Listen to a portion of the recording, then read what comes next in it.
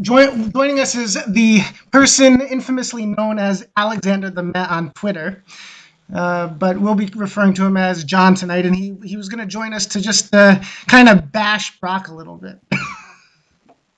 It was really interesting what you just said about Brock being welcomed with open arms. I fully expect, Keith to retweet the letter anytime now, and they're just gonna, like you said, they're gonna welcome him back. They're gonna give him an organization, and he's gonna lead the resistance. And he's already got people in the messaging war room that are ex-staffers of his and Hillary's that he handpicked. So, I mean, what's to stop him? This is not going to change, and we're seeing the signs clear as day that none of this is going to change. And Brock is an infestation that would need to change if we were going to make some real progress and headway. But since he's not going to be removed, you can see clear as day that it's just not going to change.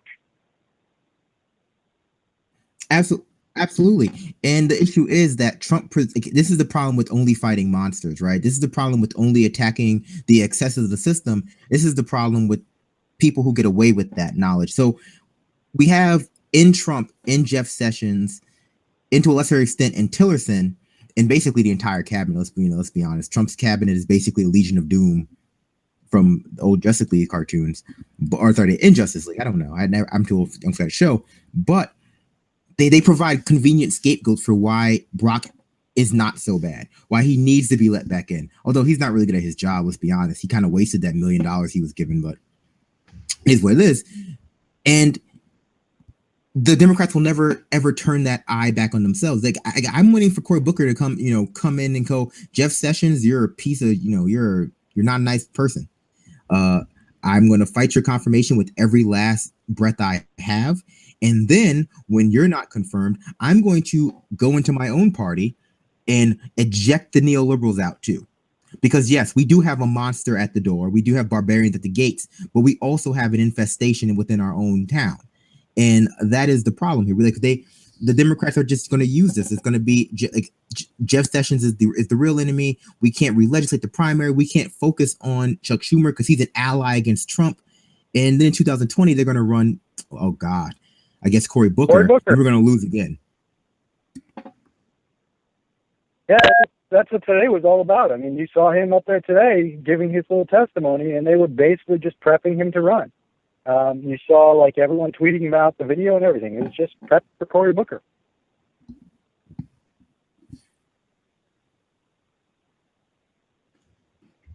Yeah, Cory Booker is making a setup for 2020 run. I think that that's all this is. This is a performance so that he can say he came out and against Jeff Sessions. He showed great bravery when everyone was already saying that Jeff Sessions was was slime and he should be opposed.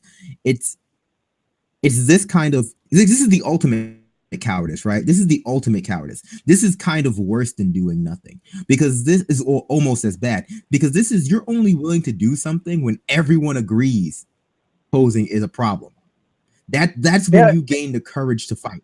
When the thing you're opposing is literally so bad that 100% of people, not 100%, but 90% of people agree that, yeah, this should be opposed. And what's a counterpoint to that is that I'm hearing reports that the Elaine Chao confirmation hearings was all smiles and laughs. She's all for privatization too.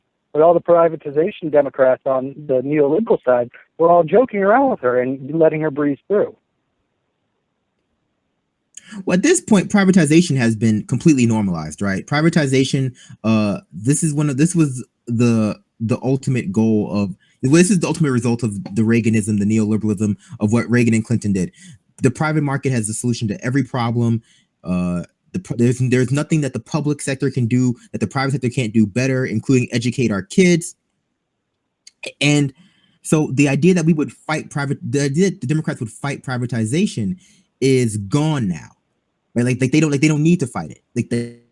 This privatization is just here to stay for them. There's nothing to be gained politically by fighting privatization, because that's kind of a lost battle. And this is one of those things that I warn about when I talk about, well, yes, we can't normalize Trump. Absolutely. We have to fight Trump being normalized. And it appears that with Megyn Kelly and Gretchen Van Susteren, going to MSNBC and Joe Scarborough already being there, that the dangers of normalizing Trump exist. They do exist, but in not normalizing Trump, we also can't come out and use Trump to absolve Obama. And that's one of the really disgusting things we have going on here. And that was one of the disgusting things we saw going on last night. You have last night, I think someone screamed "No more drones" or some kind of protest chant, and they were drowned out by 4 more years, 4 more years, 4 more years. And it's just really, it's people cannot seem to understand that when you're dealing with the lesser of two evils, the less evil option is not good. It's just simply less evil. But under this sort of mentality, it becomes, well, the less evil option is good. Like it's the good option. It's not only the objectively good option, it's the subjectively good option. And so now you have people who are basically already nostalgic for Obama. And we talk about this all the time. You have people who are nostalgic for a neoliberal because they are so desperate to escape neo-fascist policies.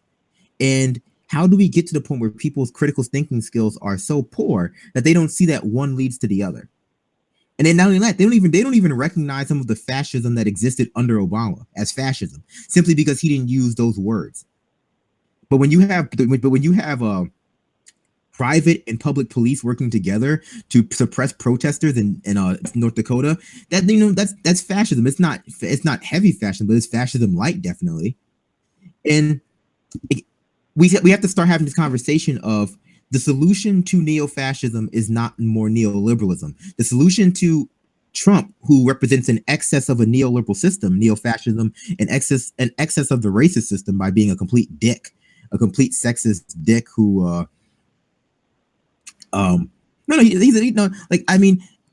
the very least, he has professed to be comfortable, or has used language that would lead me to be comfortable, that he is okay with sexually assaulting women. And whether he has done it or not, which it appears that he has used that language. And so he is in excess of this sexist structure that exists in our society. But he's just that, he's in excess. At what point do we get down to the nitty gritty and start tackling the underlying problem?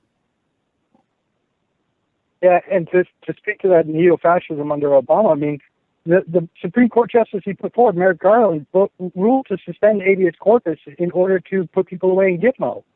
I mean, this was something that was widely reported on, but no one really cared.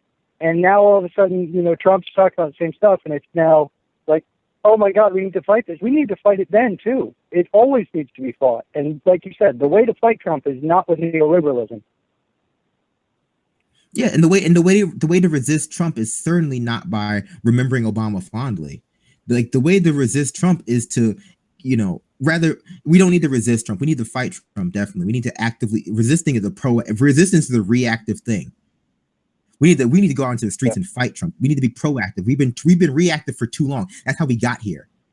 That's how we got here, because the Republicans have largely been a proactive party, and the Democrats, in their weakness, have been a reactive party. So I'm not in favor of reacting anymore. We don't need to resist. We need to fight. Struggle. We need to go out there and punch Nazis in the face. Call them Nazis. Don't call them alt-right. Call them Nazis. We don't have a difference of opinion. You're a Nazi and I'm not. That's not difference of opinion.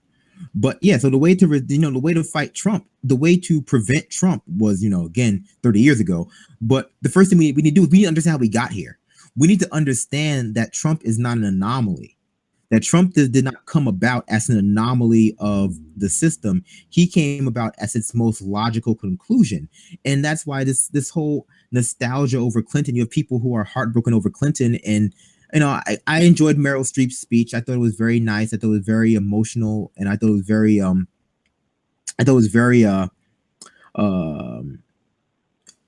was very moving. But you have people who are heartbroken over the fact that Clinton lost. And it's like, Trump won.